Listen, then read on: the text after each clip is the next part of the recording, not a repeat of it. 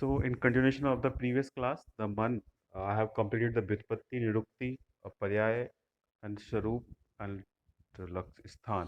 तो स्थान में हमने स्टार्ट किया था कि बेसिकली मन के स्थान हैं क्या। तो इन रेफरेंस ऑफ द स्थान ऑफ मन, आचार्य चरक हैज टोल्ड षडंगम विज्ञानम इंद्रिय अर्थ पंचकम आत्मा चासा गुणश्चेते च हृदय संश्रितम। तो षडंगम विज्ञानम मतलब षडंगम मतलब ऐसा बोला गया है कि जो आपकी बॉडी है, ह्यूमन बॉडी है, that is made up of six अंग। तो सिक्स अंग युक्त बॉडी है ना, छह अंगों से युक्त शरीर। विज्ञानम इंद्रिय अर्थ पंचकम, तो विज्ञान मतलब नॉलेज। इंद्रिय अर्थ पंचकम मतलब इंद्रियों के विषय, जो इंद्रियों के अर्थ हैं, लाइक चक्षुन्द्रिय का रूप, घ्राणेन्द्रिय का शब्द, है ना। तो जो इंद्रियों के अपने अपने अर्थ हैं वो पंचकम। तो पांच इंद्रियां हैं तो उनके पांच अर्थ हैं, दैट इज पंचकम। आत्मा चासा गुणश्चेते, और सगुण आत्मा मतलब जो आत्मा है, लिविंग मतलब सगुण आत्मा मतलब इन द लिविंग बॉडी। तो जो आत्मा है गुणश्चेते चिंत्यम च हृदय स्थिरम, हृदय संस्थितम। तो चिंत्यम, चिंत्यम इज द पर्याय फॉर मन। तो आपका मन, आपकी आत्मा, आपकी इंद्रियों के जो ऑब्जेक्ट्स हैं अलोंग विद द बुद्धि, ये सब कहाँ पे रहती है? हृदय संस्कृतम। तो हृदय संस्कृतम मतलब they are the located in the cardiac region. तो हृदय संस्कृतम, हृदय में कौन रहता है? षडंगम। तो छह अंगों युक्त जो आपका शरीर है, उसमें जो आपका हृदय प्रदेश है, उसमें आपकी बुद्धि, उसमें आपकी सगुण आत्मा, उसमें आपके इंद्रियों के पंच विषय, वो सब कहाँ रहते हैं? हृदय में। तो आचार्य चरक के हिसाब से जो मन का प्लेस है, चिंत्यम, चिंत्यम इज द पर्याय फॉर मन। तो आचार्य चरक के हिसाब से मन का जो प्लेस है, दैट इज हार्ट। ठीक है। इन भेल संहिता, भेल एक बहुत इंपॉर्टेंट बुक है, जो उसका रेफरेंस हमने पढ़ा था कहाँ? आलोचक पित्त में। तो आलोचक पित्त दो प्रकार का होता था, एक बुद्धि वैशेषिक एंड अनदर इज द चक्षु वैशेषिक। तो जो बुद्धि वैशेषिक एंड चक्षु वैशेषिक आलोचक पित्त के जो दो टाइप्स थे, दैट वाज मतलब स्पेशल रेफरेंस है वो आयुर्वेद में। तो जैसे आप एग्जामिनर में बायोवा देने जाएंगे तो एग्जामिनर पूछेगा आपने सुने हैं बुद्धि वैशेषिक और चक्षु वैशेषिक आलोचक पित्त? आप बोलेंगे हाँ। बोलेगा किसने बताए? तभी आप अटक जाएंगे, आप बोलेंगे चरक, सुश्रुत, बागभट, सारंगधर। तो उसका जो रेफरेंस है दैट इज भेल। तो आचार्य भेल ने रेफरेंस दिया है किसका? आलोचक पित्त का, कि आलोचक पित्त दो तरीके का होता है, एक बुद्धि वैशेषिक और एक चक्षु वैशेषिक। तो ऐसे ही ये भेल का एक बहुत इंपॉर्टेंट रेफरेंस है। क्या कहता है ये? सिरस तालु अंतर्गतम सर्वेंद्रिय परम मना। तो सिरस तालु अंतर्गतम मतलब आचार्य भेल के अनुसार सिर तालु अंतर्गतम मतलब सिर और तालु, तालु मतलब पैलेट, सिर मतलब हेड। तो region between the palate and the head, that is सिरस तालु अंतर्गतम सर्वेंद्रिय परम मना। तो जो इंद्रियों से परे है, दैट इज उभयेंद्रिय। अब मन को उभयेंद्रिय भी बोला गया है। उभयेंद्रिय क्यों बोला गया है? क्योंकि उसकी काउंटिंग ज्ञानेंद्रियों में भी होती है, उसकी काउंटिंग कर्मेंद्रियों में भी होती है। मतलब ना तो बहुत सारे मीनिंग है इसके, कि ज्ञानेंद्रिय भी उसको परसीव नहीं कर सकती, कर्मेंद्रिय भी उसको परसीव नहीं कर सकती, उनसे अतीत है, उनकी परसिप्शन से ज़्यादा उसकी पावर है मन की। तो इसलिए मन को उभयेंद्रिय बोला गया है। दैट इज सर्वेंद्रिय परम मना। तो जो सभी प्रकार की इंद्रियां हैं वो कहाँ पे स्थित है? सिरस तालु अंतर्गतम मतलब सिर और तालु के बीच में जो स्पेस है, that is the specify location of the मन अकॉर्डिंग टू द आचार्य भेल। तो पहले हमने पढ़ा आचार्य चरक ने क्या कहा है। आचार्य चरक ने कहा है चिंत्यम च हृदय संस्कृतम। आपको पूरा श्लोक नहीं याद होता है, आप लिख सकते हैं चिंत्यम च हृदय संस्कृतम। अगर सपोज आपको पूरा श्लोक याद होता है, वेल एंड गुड। अगर आपको नहीं याद है तो मन आयुर्वेद, मन के स्थान आयुर्वेद में एक कंट्रोवर्शियल टॉपिक है। विभिन्न संहिताओं में मन के स्थान से संबंधित हमें निम्नलिखित रेफरेंस मिलते हैं। आचार्य चरक के अनुसार चिंत्यम च हृदय संस्कृतम अर्थात मन का स्थान हृदय है। आचार्य भेल के हिसाब से शिरस्तालु अंतर्गतम मनम सर्वेंद्रियम परम मतलब सिर और तालु के बीच का जो स्पेस है, वहीं पे मन और दूसरी इंद्रियां जो है वो लोकेटेड होती है। तो अभी हमने एक रेफरेंस पढ़ा, क्या पढ़ा? कि जो मन का स्थान है वो क्या है? मन का स्थान हृदय है, किसके हिसाब से? आचार्य चरक के हिसाब से। दूसरा रेफरेंस हमने पढ़ा, जो मन का स्थान है वो क्या है? सिर और तालु के बीच में, किसके हिसाब से? आचार्य भेल के हिसाब से। This is the important. Okay, तो फर्स्ट पॉइंट आपने लिखा, क्या लिखा? आचार्य चरक के हिसाब से जो मन का स्थान है दैट इज हृदय। सेकंड पॉइंट आपने क्या लिखा, आचार्य भेल के हिसाब से जो मन का स्थान है दैट इज सिर एवं तालु प्रदेश के बीच का region. Next we will see there is another reference of the Acharya Charak जिसमें वो कहते हैं कि मन का स्थान पूरी बॉडी है। श्लोक क्या कहता है, श्लोक कहता है वात पित्त श्लेष्मणाम पुनः सर्व शरीर चरणाम। तो वात पित्त श्लेष्मणाम मतलब आपकी बॉडी में तीन दोष होते हैं, वात पित्त कफ। पुनः सर्व शरीर चरणाम, वो पूरी बॉडी में सर्व शरीर में चरण घूमते रहते हैं। सर्वाणी स्रोतांश अयान भूतानि तदत अतीन्द्रियनाम।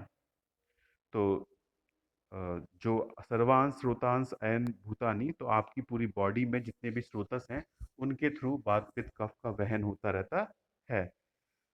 तदवत अतीन्द्रियाणाम पुनः सत्वादीनां केवलम चेतनावत शरीरम मन भूतधिष्ठानम भूतम च। और ये जो स्थान था क्या, आपकी बॉडी में जो स्रोतस हैं, आपकी बॉडी स्रोतस से बनी हुई है और आपकी बॉडी में जितने भी स्रोतस हैं उन सारे स्रोतस में वात पित्त कफ जो है वो घूमते रहते हैं। और यही जो स्थान है दैट इज द स्थान फॉर चेतना, और चेतना के साथ साथ मन का स्थान भी यही है। तो आचार्य चरक पुनः लिखते हैं विमान स्थान में, क्या लिखते हैं कि जो वात पित्त कफ है वो आपकी बॉडी में पूरे शरीर में सारे ही स्रोतस में घूमते हैं, और सारे स्रोतस में घूमते हुए वो क्या करते हैं, सारे स्रोतस में घूमते हैं, और जिस पैसेज पे, जिस ट्रैक पे, जिस पाथ पे वो घूम रहे हैं that is the place for आत्मा अलोंग विद मन। तो आचार्य चरक पहले बोल चुके हैं क्या कि हृदय का जो स्थान था वो जो मन का स्थान था वो क्या था, हृदय। और विमान स्थान में वो क्या बोल रहे हैं कि हृदय का जो स्थान है वो क्या है, पूरा शरीर। ठीक है, तो हमने तीन रेफरेंस मिले हमें। पहला रेफरेंस क्या मिला कि जो मन का स्थान है दैट इज हृदय। दूसरा रेफरेंस हमें क्या मिला, जो मन का स्थान है वो कहाँ मिला, सिर और तालू के बीच में। सिर और तालू के बीच में कौन सा ऑर्गन होता है, ब्रेन, है ना। सिर, सिर मतलब हेड, और तालु मतलब पैलेट, तो उन दोनों के बीच में कौन सा ऑर्गन रखा हुआ है, ब्रेन। और आचार्य चरक के हिसाब से हमें तीसरा रेफरेंस मिला क्या, कि जो इसका स्थान है दैट इज पूरी बॉडी, है ना। तो इसके बेसिस पे हम क्या कंक्लूड कर सकते हैं, इसके बेसिस पे हम कंक्लूड कर सकते हैं कि हृदय का जो मुख्य स्थान है, नेटिव प्लेस है, ठीक है, वो हार्ट है। मतलब जैसे एग्जांपल, अगर कोई बहुत खुश है ना, तो वो अच्छे से समझेगा, क्लास में जो मैं पढ़ा रहा हूँ अच्छे से ग्रैस्प करेगा, है ना। कोई दुखी बैठा है, किसी के घर में कुछ ऐसा उल्टा सीधा मतलब शोक हो गया है, उसका मन नहीं लग रहा है, तो क्या होगा, उसका पढ़ने में मन नहीं लगेगा, मैं कितना भी अच्छा पढ़ा लूँ। क्यों नहीं लगेगा, क्योंकि हृदय जो है वो मन का स्थान है, और हृदय की जो भावनाएं होती हैं वही मन को इन्फ्लुएंस करती हैं। ठीक है, तो दिस इज द वन, कि हृदय का जो मेन, हृदय जो है वो मन का मेन स्थान है। जो सेकंड डिफरेंस है मस्तिष्क, मस्तिष्क मतलब सिर और तालू के बीच में। तो this is the important question जो बायवा में एग्जामिनर पूछ सकता है, किसने मन का स्थान मस्तिष्क बताया है। तो इसका कोई एक्चुअल रेफरेंस नहीं है, एक्चुअल रेफरेंस इसका नहीं है। जो रेफरेंस है इसका वो ये है कि जो मस्तिष्क स्थान बताया है वो किसने बताया है, मस्तिष्क जो स्थान बताया है वो किसने बताया है, आचार्य भेल ने। तो आचार्य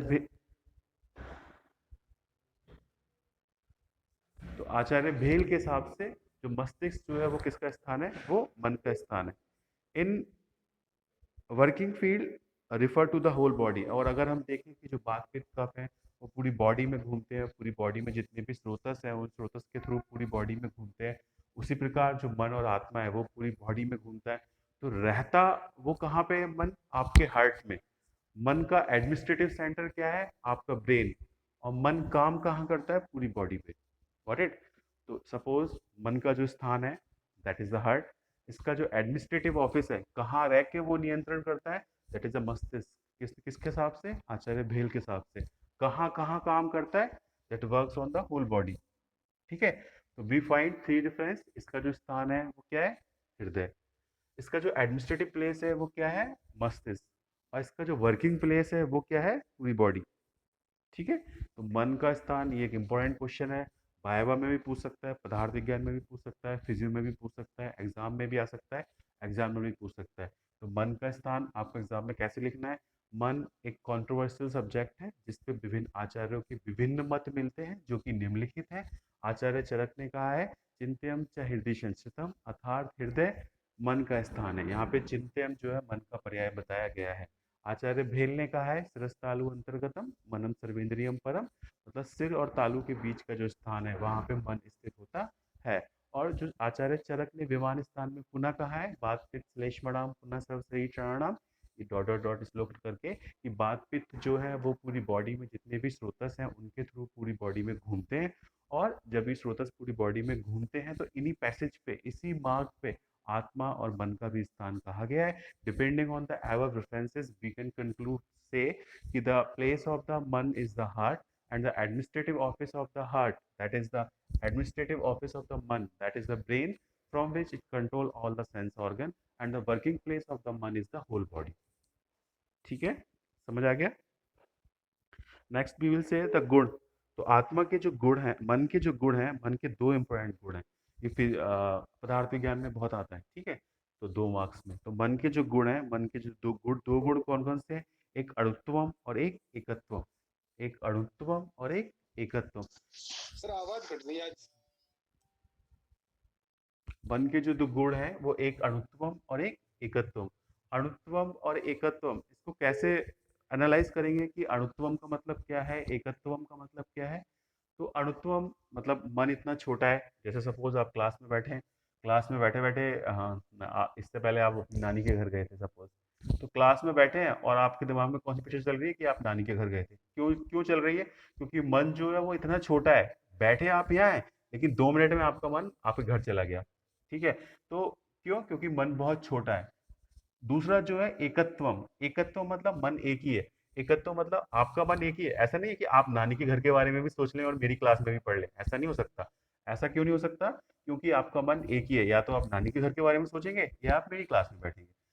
तो बैठ के आप नानी के घर के बारे में सोच सकते हैं, क्योंकि मन इतना सोच छोटा है कि 1 मिनट में यहाँ और 1 मिनट में वहां। लेकिन दोनों काम एक साथ नहीं कर सकते, क्योंकि मन की जो दूसरी प्रॉपर्टी है दैट इज एकत्व। तो मन के दो गुण हैं, एक अणुत्वम और दूसरा एकत्व। ठीक है, तो ये बहुत इंपॉर्टेंट है, 2 मार्क्स में एग्जाम में आता है कि मन के दो गुण बताइए। तो मन के जो दो गुण हैं वो अणुत्वम और दूसरा एकत्वम। अणुत्व मतलब छोटा, मतलब बहुत छोटा है। एकत्व मतलब मन सिर्फ एक ही है, दैट इज एकत्व, एक समय में एक ही इंद्रियों के साथ कोलेट कर सकते हैं। सेकंड आया मन के विषय। तो मन के जो विषय हैं, ऑब्जेक्ट्स हैं, वो दो तरह के होते हैं, एक इंद्रिय सापेक्ष और एक इंद्रिय निरपेक्ष। इंद्रिय सापेक्ष मतलब जिन जिन विषयों को जानने के लिए हमें इंद्रियों की जरूरत पड़ेगी, मतलब मन के विषय मतलब मन जिनको परसीव कर सकता है वो विषय। तो विषय दो तरीके के हो सकते हैं, एक वो जिनको परसीव करने के लिए आपको सेंस ऑर्गन की जरूरत हो, और एक वो जिनको परसीव करने के लिए आपको सेंस ऑर्गन की जरूरत ना हो। तो जिनको परसीव करने के लिए आपको सेंस ऑर्गन की जरूरत है दैट इज इंद्रिय सापेक्ष, और जिनको परसीव करने के लिए आपको सेंस ऑर्गन की जरूरत नहीं है दैट इज इंद्रिय निरपेक्ष। तो इंद्रिय सापेक्ष मतलब आपको पता ही है कि जो इंद्रियों के ऑब्जेक्ट्स हैं कौन कौन से, लाइक चक्षु इंद्रिय का रूप है, घ्राण इंद्रिय का गंध है ना, शब्द इंद्रिय का शब्द है, श्रोत इंद्रिय का शब्द है, रसन इंद्रिय का रस है, और स्पर्श इंद्रिय का स्पर्श है। तो ये शब्द स्पर्श रूप रस गंध ये हम तभी परसीव कर सकते हैं जब आपकी इंद्रियां मन के साथ कोरिलेट करें। जैसा कि मैं लास्ट क्लास में बता चुका हूँ कि जब आपकी इंद्रियां मन के साथ कोरिलेट करती हैं तभी आप इन ऑब्जेक्ट को परसीव कर सकते हैं, अदरवाइज आप इन ऑब्जेक्ट को परसीव नहीं कर सकते। शब्द स्पर्श रूप रस एंड गंध, तो ये जो शब्द स्पर्श रूप रस एंड गंध है वो इंद्रिय सापेक्ष विषय हैं, जिनके लिए आपको सेंस ऑर्गन की जरूरत पड़ती है। अकेले सेंस ऑर्गन से या सिर्फ अकेले मन की सहायता से आप इन ऑब्जेक्ट को परसीव नहीं कर सकते। You need both, you need the correlation between the man and sense organ for perception of the shabda sparsha रूप रस एंड गंध। ठीक है, द सेकंड इज द इंद्रिय निरपेक्ष विषय। तो इंद्रिय निरपेक्ष क्या होते हैं? ऐसे विषय, ऐसे ऑब्जेक्ट, ऐसे सब्जेक्ट जिनको आप बिना सेंस ऑर्गन के थ्रू परसीव कर सकते हो। तो जिनको आप सेंस ऑर्गन से परसीव कर रहे हो दैट इज इंद्रिय सापेक्ष, और जिनको आप बिना सेंस ऑर्गन के परसीव कर रहे हो दैट इज इंद्रिय निरपेक्ष। ठीक है, तो जो इंद्रिय निरपेक्ष विषय है this is very important, exam में क्वेश्चन आता है अलग से। मैं बार बार जिसको इंपॉर्टेंट बता रहा हूँ उसको टिक कर लो, कॉपी में लिख लो कि जो इंद्रिय इंद्रियों, मन के गुण, मन के विषय, मन के कर्म, ये बहुत इंपॉर्टेंट टॉपिक है। मन के स्थान जो 5 मार्क्स में, 2 मार्क्स में एग्जाम में आते हैं। तो श्लोक क्या कहता है? श्लोक कहता है चिंत्यम विचार्यम ऊह्यम च ध्येयम संकल्प एव च यत किंचित मनसो ज्ञेयम तत्सर्वम हर्थ संगिकम। What do you mean? इसका मतलब क्या है? चिंत्यम विचार्यम ऊह्यम च, ध्येयम संकल्प एव च। ठीक है, तो इसमें जो संस्कृत के टर्म्स दिए हैं, लाइक चिंत्यम क्या है, विचार्यम क्या है, ऊह्यम क्या है, ध्येयम क्या है, संकल्प क्या है, तो ये पांच नाम है संस्कृत के जो आपको रटने हैं। पहला कौन सा? चिंतयम। क्या मतलब है? चिंतयम। दूसरा विचार्यम। तीसरा ऊह्यम। चौथा ध्येयम एंड पांचवा संकल्प। इसका मीनिंग क्या होता है? यत्किंचित मनसो ज्ञेयम। यत्किंचित, यत्किंचित मतलब जो कुछ भी, इन पांचों के अलावा जो कुछ भी, मनसो ज्ञेयम जो मन के द्वारा जाना जाता है, तत् सर्व अर्थ संगिकम उस सबको हम मन के विषय कहते हैं। तो ये तो मेन है ही। कौन कौन से फाइव मेन्स है? चिंत्यम, विचार्यम, ऊह्यम, ध्येयम, संकल्प। कौन कौन से फाइव है? चिंत्यम, विचार्यम, ऊह्यम, ध्येयम एंड संकल्प। अदर देन these five, इन पांच के अलावा whatever you perceive from the manas, that all are considered as the object of मन। तो चिंतन का मतलब क्या है? दैट इज मन के द्वारा चिंतन करने योग, है ना? मतलब जिन जिन ऑब्जेक्ट को मन जिन पे विचार कर सकता है, दैट इज चिंतन। विचार्य मतलब क्या है? मन के द्वारा विचार करने योग, मतलब जो थिंकिंग, थॉट प्रोसेस। मतलब मैंने सपोज क्रियाकाल पढ़ाया आपको, ठीक है? मैंने बोला कि क्रियाकाल की 6 अवस्थाएं होती हैं: संचय, प्रकोप, प्रसर, स्थान, संशय, व्यक्त, भेदा। अब मैंने पढ़ाया, आपने बुक से पढ़ा, उसके बाद आपने अपना थॉट प्रोसेस डेवलप किया कि मतलब अगर किसी को राजच्छ्म हुआ है तो राजच्छ्म की संचय अवस्था में क्या होगा, प्रकोप अवस्था में क्या होगा, प्रसर अवस्था में क्या होगा। तो जो आपका थिंकिंग का प्रोसेस है, जो आपका थॉट प्रोसेस है, दैट इज विचार। ऊहियम का मतलब क्या है? संभावना के द्वारा व्यक्त की जाने वाले। मतलब मैंने आपको क्रियाकाल पढ़ाया, उसके बाद मैंने आपको बोला कि आपको मैंने कोई सी बीमारी दे दी, मैंने मॉडर्न की एक डिसीज दी, एचआईवी। तो आप तो कंफ्यूज थे कि मतलब एचआईवी को हम क्रियाकाल से कैसे कोरिलेट करें। मतलब एचआईवी तो एक मॉडर्न का टॉपिक हो गया और क्रियाकाल एक आयुर्वेदिक टॉपिक है। तो क्या हुआ, आपने ना अपना अपना व्यू दिया कि मतलब ऐसा हो सकता है, संभावना है कि संचय अवस्था में ये होगा, प्रकोप अवस्था में ये होगा, प्रेसर अवस्था में ये होगा। तो उस तरह के जो विषय हैं, दैट इज ऊहियम। तो ऊहियम शब्द पूछेगा आपसे कौन एग्जामिनर में, बायवा में एग्जामिनर पूछेगा कि ऊहिय शब्द का मतलब क्या है। तो ऊहिय शब्द का मतलब क्या है? संभावना के द्वारा व्यक्त करने की जाने वाले। मतलब वो हो भी सकते हैं और वो नहीं भी हो सकते हैं, दैट इज आपकी थॉट प्रोसेस क्या कहती है उसके बारे में। चौथा है ध्येयम। ध्येयम का मतलब भावना ज्ञान का विषय। भावना ज्ञान का मतलब जैसे सपोज एग्जाम्पल, भावना ज्ञान का विषय मैंने क्रियाकाल ही पढ़ाया। क्रियाकाल पढ़ाने के बाद मैंने आपको बोला कि इसको इससे कोरिलेट करिए, इसको इससे कोरिलेट करिए। तो आप अपनी ओपिनियन देंगे उसके बारे में कि मतलब ऐसा हो सकता है ना? तो दैट इज भावना ज्ञान का विषय। तो जो पांच मन के ऑब्जेक्ट हैं, चिंत्यम, विचार्यम, ऊह्यम, ध्येयम और संकल्प। चिंत्यम का मतलब क्या होता है? वॉट एवर जिसका भी चिंतन किया जाए। चिंत्यम का मतलब जिसका भी चिंतन किया जाए। विचार्यम का मतलब क्या होता है? विचार्यम का मतलब क्या होता है? विचार्यम का मतलब जो आपकी थॉट प्रोसेस है। विचार्यम का मतलब